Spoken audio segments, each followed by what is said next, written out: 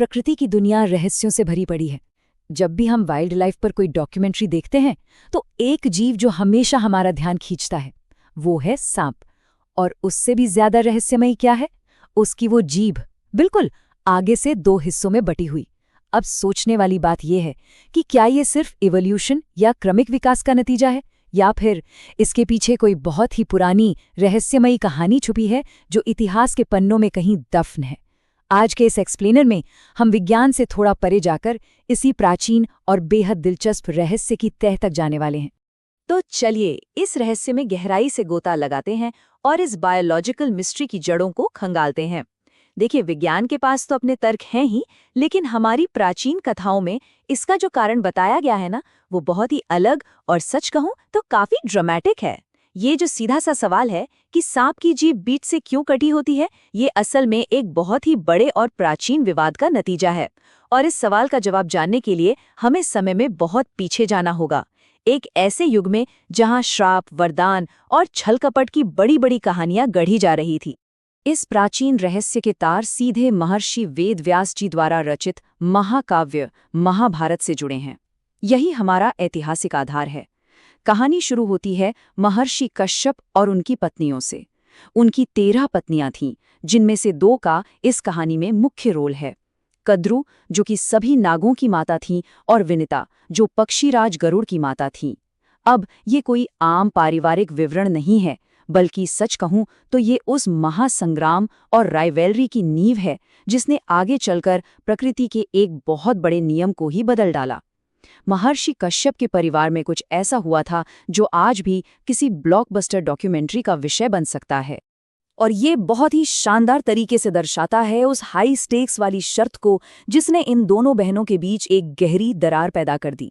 हुआ कुछ यूं कि एक बार कद्रू और विंता ने एक बेहद खूबसूरत चमकता हुआ सफेद घोड़ा देखा, लेकिन पेंच यहीं फंस गया। इस घोड़े की पूंछ के रंग को लेकर दोनों में ठन गई।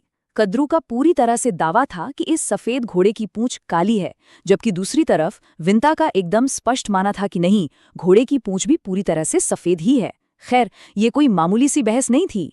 ये एक ऐसी शर्त में बदल गई जिसमें हारने वाले को जिंदगी भर जीतने वाले की गुलामी करनी थी।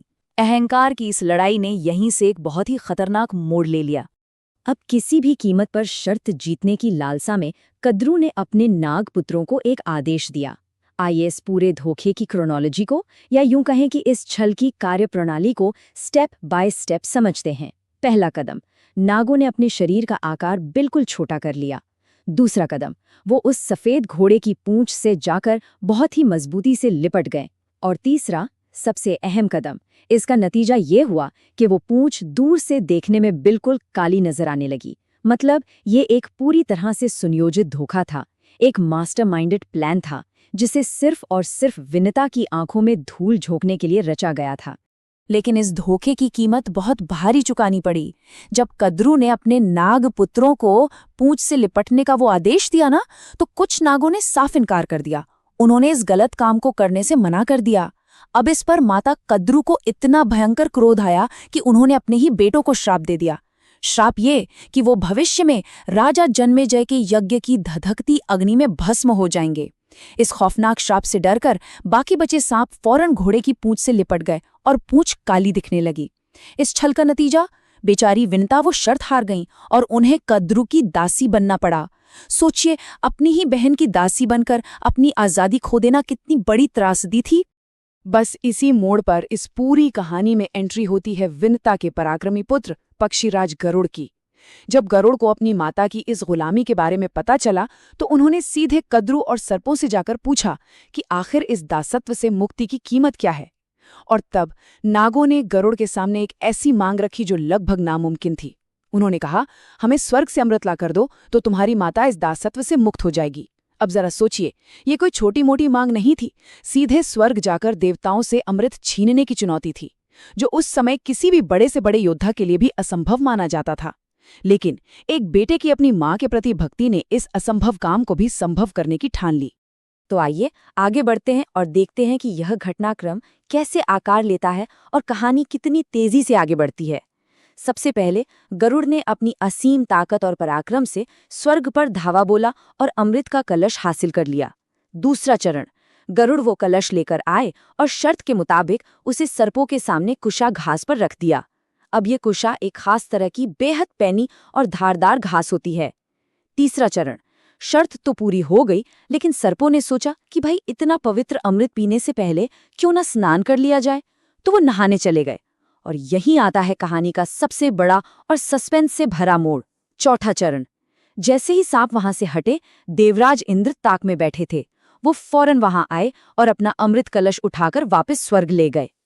तो यहाँ सबसे महत्वपूर्ण बात यह है कि इस पूरी घटना का अंत बेहद नाटकीय और विडंबनापूर्ण था।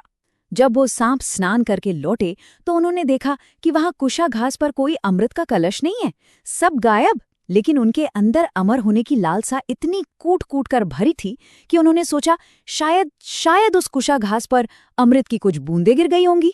इसी लालच और हताशा में आकर उन सांपों ने उस पैनी धारदार कुशा घास को ही चाटना शुरू कर दिया। अब जैसा मैंने बताया, कुशा की धार किसी तेज ब्लेड से बिल्कुल कम नहीं होती। उस घास के तीखेपन की वजह से अमृत तो खैर क्या ही मिलता, लेकिन सारे सांपों की जीभ बीच से कटकर 2 हिस्सों में जरूर बट गई, हमेशा हमेशा के लिए। ये उनके लालच और छल का एक परमानेंट नतीजा था। इस तरह एक छल और धोखे से शुरू हुई कहानी ने प्रकृति में एक जीव की फिजिकल बनावट को हमेशा के लिए बदल कर रख दिया। ये पूरी गाथा हमें सच में सोचने पर मजबूर करती है कि कैसे लालच, छल और अहंकार की एक प्राचीन कहानी हमारी प्राकृतिक दुनिया पर अपना एक इतना स्थायी निशान छोड़ सकती है। क्या ये महज एक पौराणिक कथा है, या फिर हमारे कर्मों और उनके परिणामों का एक गहरा दार्शनिक संदेश, जिसे प्रकृति ने सांपों की इस कटी हुई जीभ के रूप में आज भी एक चेतावनी की तरह संजोकर रखा है? ये एक ऐसा सवाल है जो हमें विज्ञान और पौराणिक कथाओं के बिल्कुल चौराहे पर लाकर खड़ा कर देता है और इस प्राचीन रहस्य को देखने का एक एकदम नया नजरिया देता है।